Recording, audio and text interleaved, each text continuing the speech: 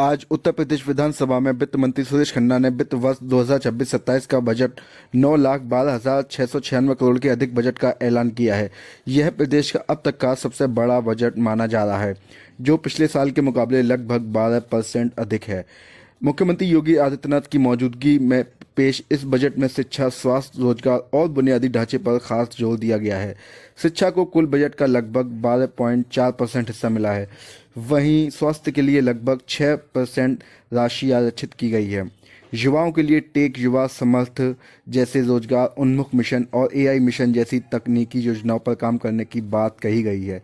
सरकार ने किसानों को मुफ्त बिजली और गन्ना किसानों के लिए रिकॉर्ड भुगतान जैसी घोषणाएं भी बजट में शामिल की हैं। बजट में महिला सशक्तिकरण पर भी ध्यान दिया गया है। स्कूटी, स्मार्टफोन जैसी सुविधाएं और सेफ सिटी परियोजनाओं के तहत सुरक्षा व सहायता व्यवस्था का विस्तार होगा और साथ ही महिला, किसानों और परिवारों को लाभ देने वाली योजनाएं भी प्रस्तावित हैं। इस बजट का लक्ष्य समग्र विकास को आगे बढ़ाना है, जिसमें नई सड़कों, स्मार्ट शहरी योजनाओं, तकनीकी हब्स और रोजगार सृजन जैसे बड़े क्षेत्रों में निवेश शामिल है। इसके साथ ही सरकार ने किसानों, युवाओं और कर्मचारियों के लिए भी कई योजनाओं का खाका प्रस्तुत किया है।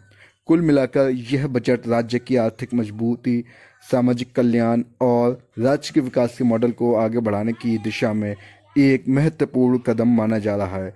इस आगामी विधानसभा चुनाव से पहले योगी सरकार का आखिरी बड़ा बजट भी कहा जा रहा है कि यही जुनून, यही ख्वाब मेरा है, दिया जला के रोशनी कर दूं जहां अंधेरा है। मान्यवर, मैं वित्तीय वर्ष 2026-27 के बजट एवं उसमें सम्मिलित योजनाओं का संक्षिप्त विवरण इस सम्मानित सदन के समक्ष प्रस्तुत करना चाहूंगा। वित्तीय वर्ष 2026-27 के लिए प्रस्तुत बजट का आकार 9,12,696.35 करोड़ रुपए है, जो वित्तीय वर्ष 2025-26 की तुलना में लगभग 12.9% अधिक है। इस बजट में पूंजीगत परिव्यय 19.5% है। शिक्षा तथा चिकित्सा हेतु आवंटन कुल बजट का क्रमशः 12.4% एवं 6% है।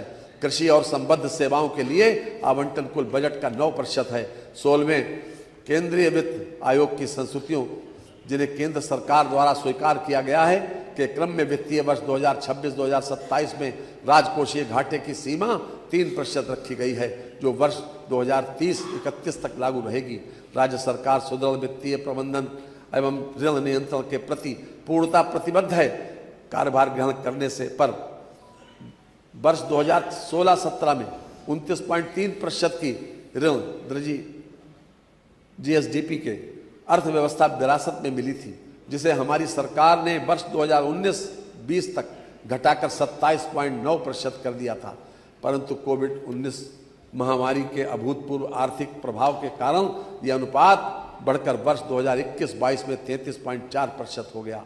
मुझे इस सदन को यह बताते हुए प्रसन्नता हो रही है कि सुनियोजित राजकोषीय प्रबंधन के परिणाम स्वरूप वर्ष 2024-25 में ऋण जीएसडीपी अनुपात को पुनः घटाकर 27% से नीचे लाया जा चुका है तथा आगामी वित्तीय वर्ष 2026-27 में इसे और कम कर 23.1% तक लाने का लक्ष्य है। इतना ही नहीं, बजट के साथ प्रस्तुत मध्यकालीन राजकोषीय नीति में राज्य सरकार इसे चरणबद्ध रूप से 20% से नीचे लाने के लिए दृढ़ संकल्पित है, जिससे राज्य की दीर्घकालिक वित्तीय स्थिरता एवं सतत विकास सुनिश्चित हो सके।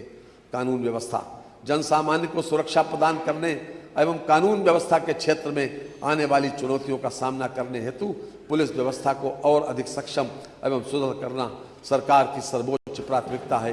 प्रदेश में जनमानस को सुरक्षा प्रदान करने हेतु पुलिस प्रशासन द्वारा कठोर प्रयास किए जा रहे हैं, जिसके फलस्वरूप अपराध एवं कानून व्यवस्था की स्थिति सुदृढ़ है।